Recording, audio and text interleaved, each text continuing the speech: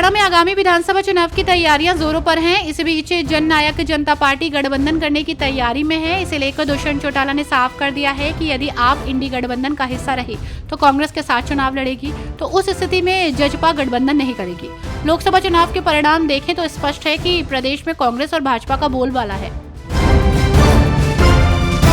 चिराग पासवान ने भारत बंद को लेकर अपना नैतिक समर्थन दिया है। चिराग ने कहा है कि आरक्षण से किसी भी कीमत पर छेड़छाड़ नहीं की जाएगी।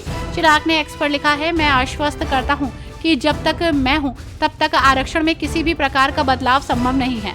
रामविलास पासवान के सिद्धांतों पर चलने वाली हमारी पार्टी दलितों के हक के लिए लड़ाई लड़ती रहेगी। सांसद कुमारी शैलजा ने करनाल में कांग्रेस की संदेश यात्रा के दौरान विधानसभा चुनाव लड़ने की इच्छा जाहिर की। उन्होंने कहा कि पहले भी उनकी इच्छा विधानसभा चुनाव लड़ने की थी और अब भी है। फाइनल फैसला हाईकमान करेगा। उन्होंने कहा कि विधानसभा चुनाव के टिकटों का वितरण जल्द हो जाएगा। स्क्रीनिंग कमेटी जल्द नाम तय करके केंद्रीय चुनाव कमेटी के पास भेज देगी।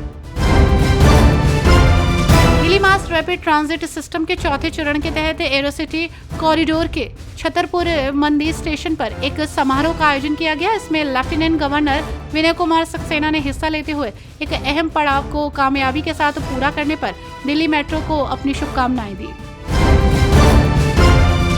मनन कुमार मिश्रा ने बिहार से भारतीय जनता पार्टी द्वारा राज्यसभा का उम्मीदवार बनाए जाने पर अपनी प्रतिक्रिया जाहिर की। उन्होंने कहा कि पार्टी के निर्देश के अनुसार वो अपनी जिम्मेदारियों का निर्वहन करेंगे और जनता की उम्मीद पर खरा उतरने का पूरा प्रयास करेंगे।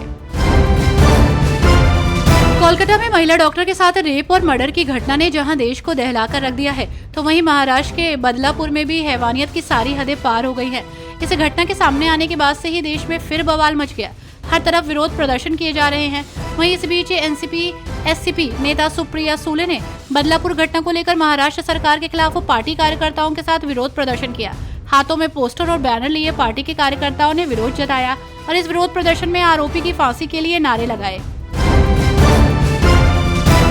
आरक्षण बचाओ संघर्ष समिति ने SC/ST आरक्षण पर सुप्रीम कोर्ट के फैसले के विरोध में भारत बंद की घोषणा की है। इस कड़ी में कांग्रेस नेता सुरेंद्र राजपूत ने कहा कि भारत बंद स्पष्ट रूप से संविधान बचाने के लिए है, आरक्षण विरोधी ताकतों को करारा जवाब देने के लिए है। देश में आरक्षण को खत्म करने की तैयारी सरकार के द्वारा चल रही है।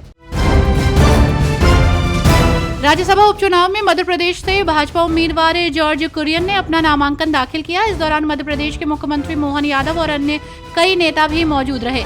मीडिया से बातचीत में मोहन यादव ने कहा कि मैं केरल के लोकप्रिय नेता और भारत सरकार के मंत्री जॉर्ज कुरियन का यहां स्वागत करता हूं।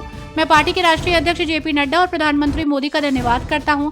मेरी और मध्य प्रदेश सरकार की ओर से जॉर्ज कुरियन का स्वागत है और निश्चित तौर पर हम जीत की ओर आगे बढ़ेंगे। हिमाचल प्रदेश में अपराधियों पर लगाम लगाने के लिए सुक्खू सरकार ने फॉरेंसिक यूनिट लगाने का फैसला लिया है। हिमाचल प्रदेश के हमीरपुर, ऊना, सिरमौर, कुल्लू, किन्नौर और लाहौर स्थिति में ये यूनिट लगाई जाएगी। Himachal Pradesh forensic science development board की बैठक में CM सुक्खू ने कहा कि अपराध स्थल से एकत्रित नमूने की सटीकता के लिए बार कोडिंग प्रणाली होनी चाहिए। राजस्थान में एक राज्यसभा सीट के लिए उपचुनाव होना है। इस कड़ी में राजस्थान के संसदीय कार्य मंत्री जोगाराम पटेल ने कहा कि संख्या बल के आधार पर भारतीय जनता पार्टी का पलड़ा भारी है। संख्या बल हमारे पास ज्यादा है और चुनाव में संख्या बल काम आता है।